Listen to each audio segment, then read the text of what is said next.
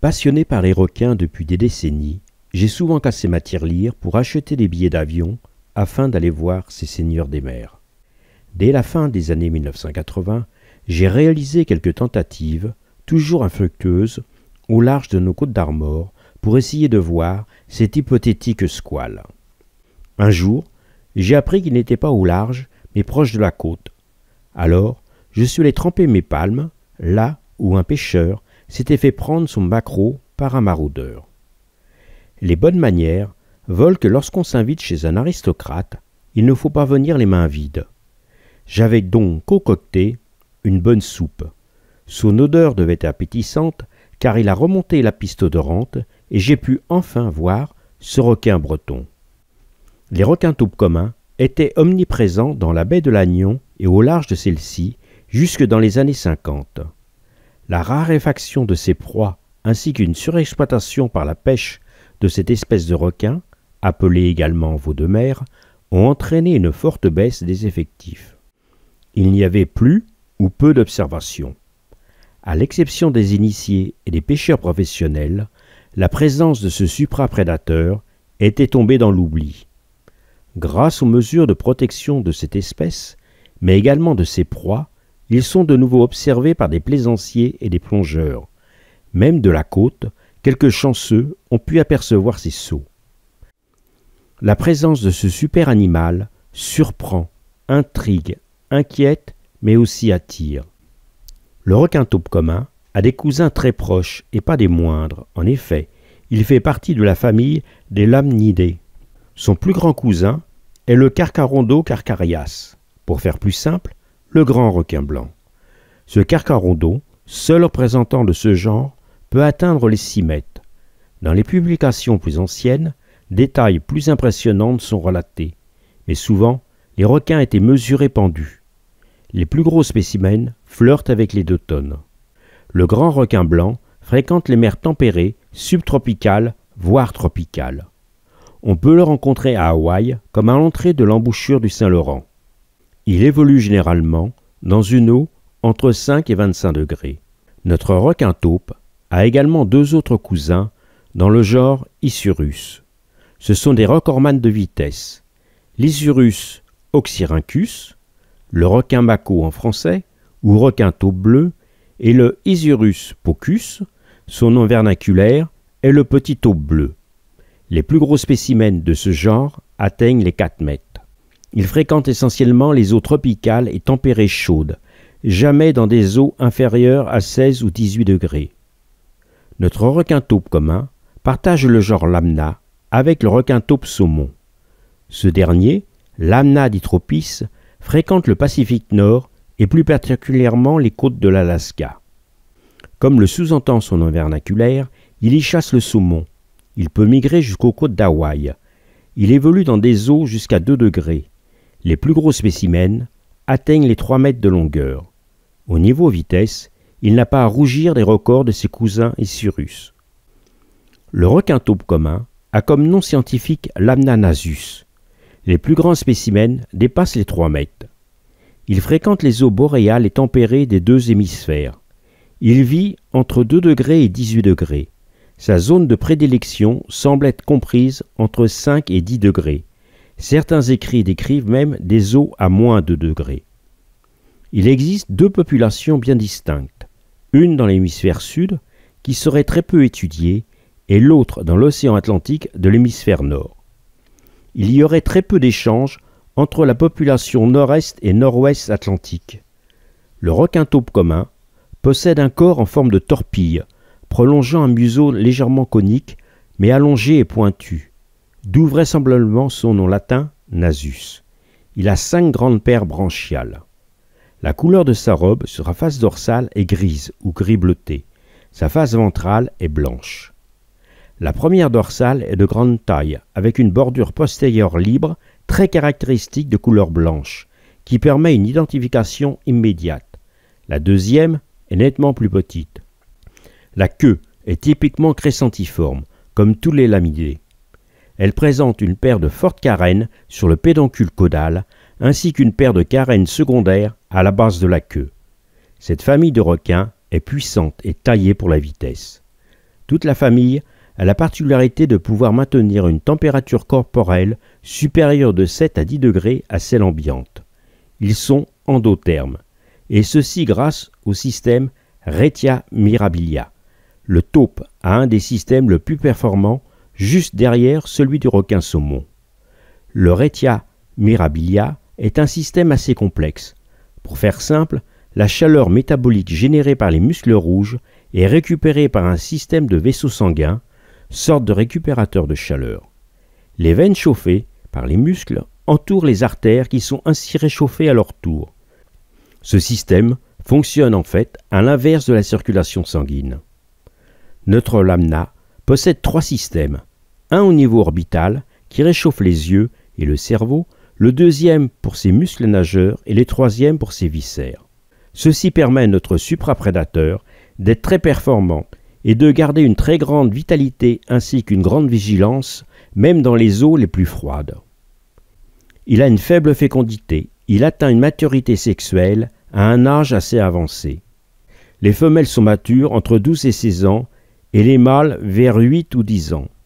Le requin taupe est un vivipare à placentaire, c'est-à-dire que les œufs éclosent à l'intérieur et l'embryon est nourri par son sac vitellin. Ils sont également oophages, c'est-à-dire qu'ils mangent les œufs dans un stade de développement inférieur ou non fécondé. La gestation durerait 8 à 9 mois, avec un taux de croissance in utero de 8 cm par mois. Les nouveau-nés, en moyenne 4 par portée, mesureraient entre 60 et 80 cm. Il est probable que la reproduction soit annuelle.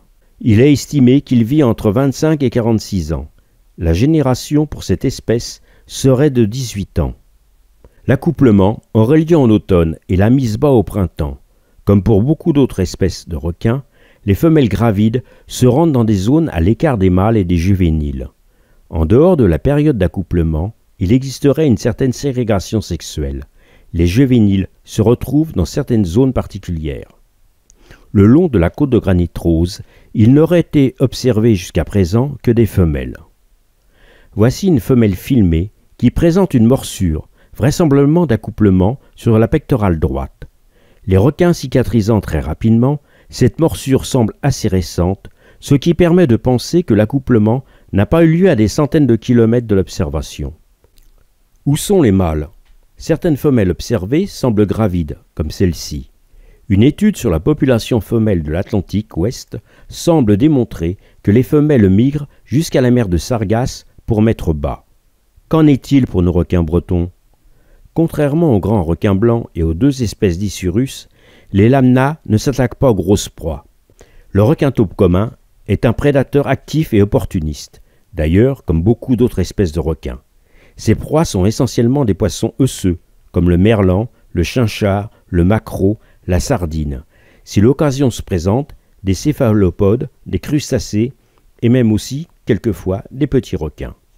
Son rostre impressionnant est parfaitement symétrique.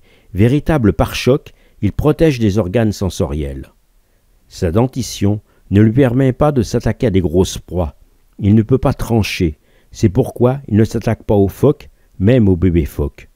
Ses dents sont fines et pointues, afin de saisir sa proie et l'avaler. Voici la mâchoire d'un longimane, qui jouit d'une très mauvaise réputation. Les dents sont triangulaires, crénelées pour trancher et enlever de gros morceaux de chair. Le requin taupe possède 28 dents opérationnelles sur sa mâchoire supérieure et 26 sur sa mâchoire inférieure. Comme tous les requins, une dent perdue est immédiatement remplacée. Les remplaçantes sont stockées, prêtes à être fonctionnelles.